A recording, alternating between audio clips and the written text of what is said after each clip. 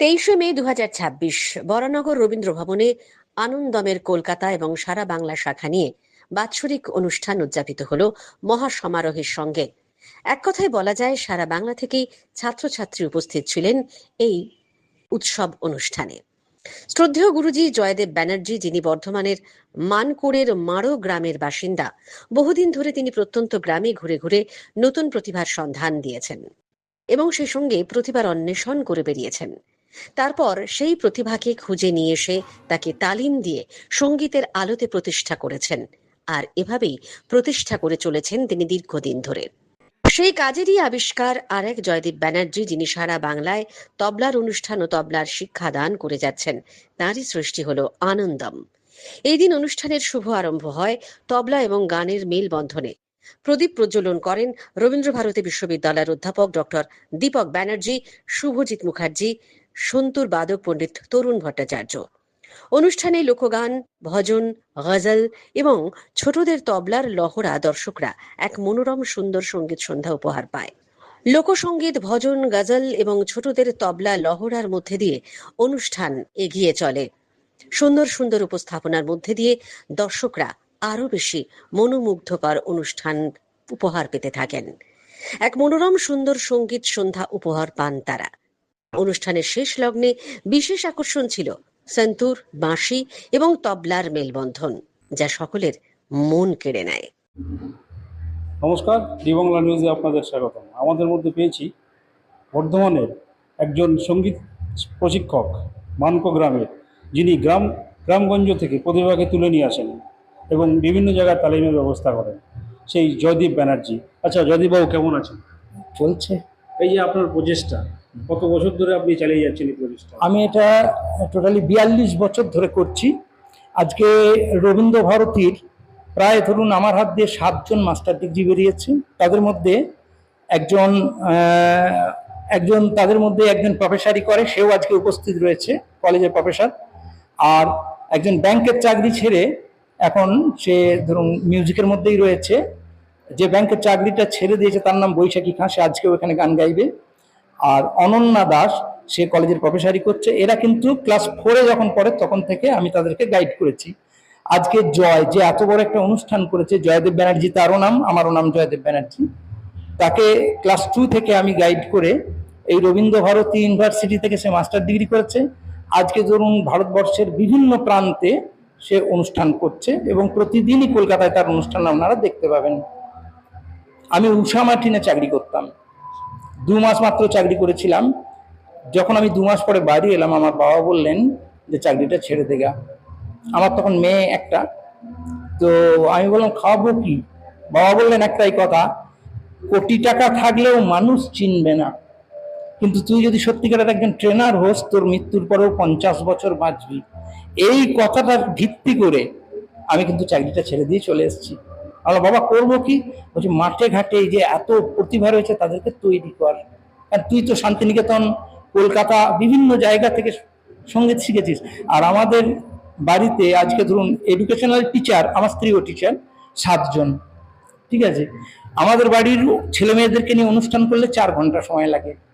প্রত্যেকে মিউজিকের মধ্যে আছে। আমার একটি ভাইপো এসছে, সেও প্রফেসর, সে রয়েছে এখানে উপস্থিত। সঙ্গীতকে ভালোবেসে এত কিছু উৎসর্গ করা, এটা আপনি এই অনুপ্রেরণা কোথা থেকে পেলেন? একমাত্র আমার বাবা মা। ঠিক আছে, আমার বাড়িতে একটা ট্র্যাডিশন ছিল, অদ্ভুত ব্যাপার। সকালবেলায় উঠে কাউকে বললাম, মানে কেউই বলতেন না পড়তে বস। আমি অবাক হয়ে যাই, আজকের যে ট্র্যাডিশন দেখছি সেরকম না। কিন্তু বাবার খুব কঠিন ভাষা ছিল, যে ছেলে রিয়াজ করবে না সে যেন খেতে না পায়। আমার মায়ের ক্ষমতা ছিল না, যে ছেলে রিয়াজ করেনি সকালবেলায় তাকে, আমরা 3 ভাই, তাকে খেতে দেবে মা আমাকে? আমি খুব অত্যন্ত চঞ্চল ছিলাম, লুকিয়ে খেয়ে নিতাম যাই হোক, কিন্তু মা বলতো যে না, তুমি রিয়াজ করোনি, তোমাকে খেতে দেওয়া যাবে না, তোমার বাবার অর্ডার। আপনারই ছাত্র, আপনার নামই নাম, তিনি আজকে একটা প্রোগ্রাম করছেন, যেখানে আপনি দেখছি সর্বসম্মতভাবে সহযোগিতা করছেন। কি বলবেন এই আপনার ছাত্র? শুধু গর্ব, শুধু গর্ব, আর কিচ্ছু না। আর কলকাতার মানুষদেরকে, যেসব গার্জেনরা আজকে আমাদেরকে এইভাবে সাহায্য করছেন, তাদের কাছে আমি চিরকৃতজ্ঞ। মানে সত্যিই আমি ধন্য। আজকে ধরুন রবীন্দ্রভারতীর প্রফেসর, তিনি প্রদীপ প্রজ্বলন করলেন, একজন ভালো শিল্পী তিনি প্রদীপ প্রজ্বলন করলেন। আপনারাও অপেক্ষা করুন, আরো অনেক শিল্পী আজকে আসবেন, তারাও বলেছেন আসবো। সত্যি অসম্ভব সুন্দর, আর কিছু বলবো না। এইটা সবটাই বলতে পারেন গুরুর কৃপা ছাড়া তো এখানে কিছু হতে পারে না। আমার গুরুজি এবং আমি দুজনেই আজকে এখানে এসেছি। আমার গুরুর নামও জয়দেব ব্যানার্জি এবং আমার নামও জয়দেব ব্যানার্জি। তো ওনার স্টুডেন্ট এবং আমার স্টুডেন্ট সকলে মিলেই আজকে 100 হয়েছে। এবং এই আনন্দম নামটার একটা খুব মজার ব্যাপার আছে কি, আমার নাম যেহেতু জয়, ওনার নামও জয়, তো জয় বাংলা অর্থ হচ্ছে আনন্দ। তো সেখান থেকে এসছে আনন্দম কথাটা।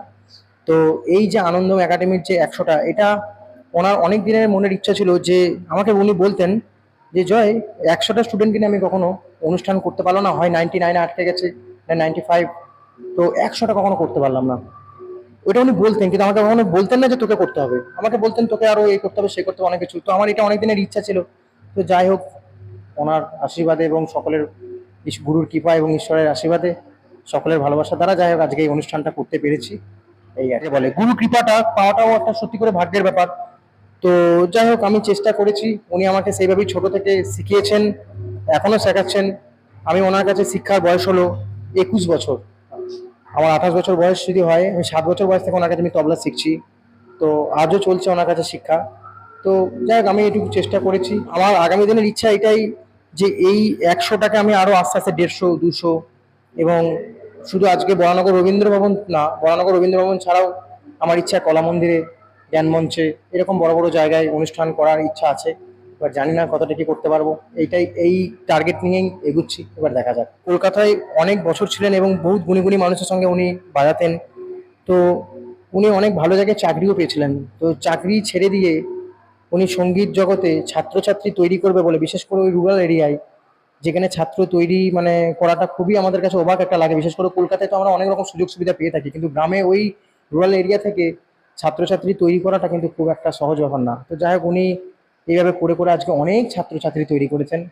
এই আর কি, উনিও চেষ্টা চালিয়ে যাচ্ছেন, আর আমি এখানে কলকাতায় এসে যেটুকু চেষ্টা করছি। আমাদের আনন্দমের মানে 100 জন নিয়ে যেটা হলো, প্রথমে আমাদের সঙ্গীত উদ্বোধন হলো, মানে এত সুন্দর পরিচালনা, আয়োজন সম্পূর্ণটা তো খুবই মানে কষ্টকর হয়েছে, কিন্তু এত যেহেতু বাচ্চা থেকে শুরু করে অ্যাডাল্ট সবাই রয়েছে এখানে, তাদের নিয়ে মিলিতভাবে যে প্রয়াস আমাদের আনন্দম নিয়েছে, সেটার জন্য আমার খুবই ভালো লাগছে। অ্যাজ এ মিউজিশিয়ান আমি এখানে বাজাচ্ছি অবশ্য, এবং তাদেরকে যেই গাইড করাটা ওটাও করা হয়েছে প্রতিদিন, মানে প্রায় প্রচুর রিহার্সাল করে এদের সবাইকে ঠিকঠাক করে মানে যেহেতু স্টেজের আপনার পারফরমেন্স করবে, তার জন্য যে তাদের যে গঠন বা রেডি করাটা, সেটা আমরা খুব কষ্টের সাথে করেছি, কিন্তু আলটিমেট আটকেছে দেখে মনে হচ্ছে কষ্টটা সার্থক হয়েছে, যার জন্য আমাদের খুব ভালো লাগছে। আপনারা শুনলেন একজন মানুষ যিনি সঙ্গীতকে ভালোবেসে, শুধুমাত্র সঙ্গীতকেই ভালোবেসে, যার এতদূর উত্থান, যিনি গ্রামগঞ্জে ঘুরে বেড়ান এই প্রতিভার অন্বেষণ খুঁজে বার করার জন্য, তার কথা নিজের মুখেই আপনারা শুনলেন। হ্যাঁ স্যার, আপনি বেঁচে থাকুন অনেকদিন, আপনার মতো মানুষের আজ অনেক দরকার। ক্যামেরায় পিনাকি পলের সাথে দীপঙ্কর দত্ত রিপোর্ট, দি বাংলা নিউজ।